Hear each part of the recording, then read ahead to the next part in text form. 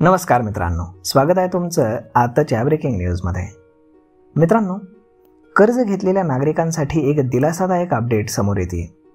Reserve bank of इंडियाने नवीन EMIचे नियम लागू केलेत, जे 1 जूनपासून देशभरामध्ये अंमलात येणार आहेत।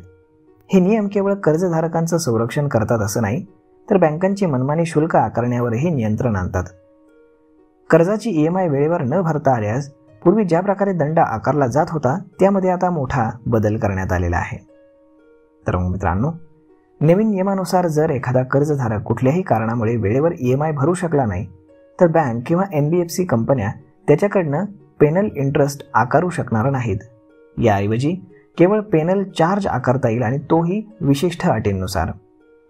तर पेनल चार्ज हा कर्जाच्या मूळ रकमेवरती लागू होणार नाही, आणि त्यावरती अतिरिक्त व्याजही आकारलं जाऊ शकत नाही।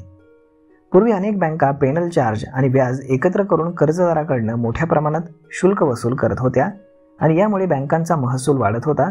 परंतु RBIने आता स्पष्ट सांगितलंय की हे नियम महसूल वाढवण्यासाठी नाही, तर कर्ज शिस्तीकरता आहेत। पेनल चार्ज म्हणजे कर्ज घेतल्यावरती जर ग्राहकानं अटींचा भंग केला, जसं की EMI वेळेच्या नंतर उशिरा भरला, तर बँक एक निश्चित रक्कम दंड म्हणून आकारू शकते। यामध्ये हा चार्ज मुख्य व्याज दरापेक्षा वेगळा असतो, मात्र पूर्वी काही बँका हा चार्ज व्याजासहित सामील करत होत्या। आता RBIने हे स्पष्टपणे बंद करण्याचे आदेश दिलेत। पेनल इंटरेस्ट म्हणजे जेव्हा ग्राहक कर्जाच्या अटींचा भंग करतो, तेव्हा बँक मूळ व्याज दरामध्ये अतिरिक्त दरानं व्याज आकारतं। उदाहरणार्थ, मूळ व्याजदर जर 10% असेल आणि ग्राहकाने EMI चुकवला, तर बँक आणखी 2% पेनल इंटरेस्ट जोडतं, आणि हा बँकांच्या कमाईचं एक मोठं साधन होता। अशा पद्धतीनं आता यामध्ये लाखो लोकांचे पैसे वाचणार आहेत।